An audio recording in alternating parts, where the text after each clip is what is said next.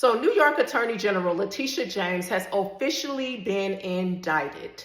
This is the same woman who, prior to becoming the Attorney General of New York, was on video saying how she was going to be going after President Trump during his first term, saying how she was going to be suing him on multiple occasions, saying how she was practically going to be a pain in his ASS. Now, correct me if I'm wrong, but if you're running for a position of law, you should not be on videotape saying how you're going to be targeting an individual, a president at that. I wonder who was behind putting her up to that. At any rate, you guys, she was indicted for the very thing she went after President Trump on, which was fraud. Reportedly, she put her dad's name down as her husband on a mortgage application in order to get a cheaper rate, which she said she just made a mistake. Yeah, I'm going to mistakenly put my dad as my husband on a mortgage application. Okay, whatever. And then reportedly she owned some apartment houses or something, and she put down that she had less than what she actually had in order to get a cheaper rate.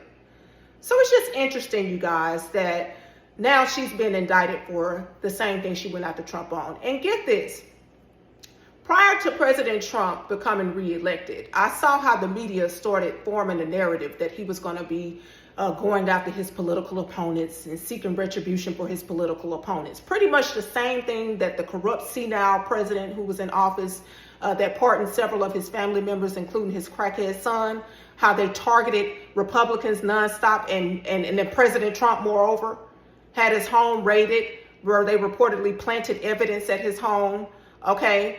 Reportedly said that they had the command to kill if they could, if he was there. Okay, so it was just a lot of corruption, a lot of stuff going on. And the whole thing is that they were trying to keep him from being re-elected, which he was in a landslide, if I might add. But I believe that they were counting on the events of Butler, Pennsylvania last year, you know, that assassination attempt. They were counting on that to be successful, because prior to that assassination attempt, you had president or whatever you want to call him, Joe Biden, on video saying that it was time to put President Trump in the bull's eye. And then days later, you had that attempt on his life. And thanks to God, he was spared.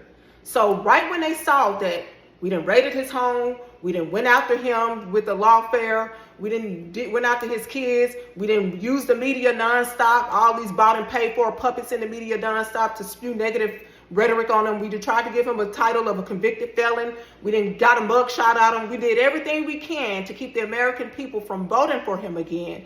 And it looks like he's going to be reelected either way it goes. Now let us get in front of the story and say that if he is reelected, he's just going to try to go after his political opponents and seek retribution. Ain't that like the devil?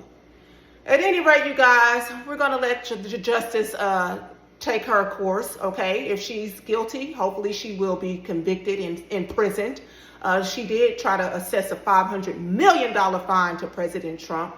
$500 million, and then had a nerve to talk about the Constitution. Isn't that in the Constitution where you're not supposed to impose excessive fines?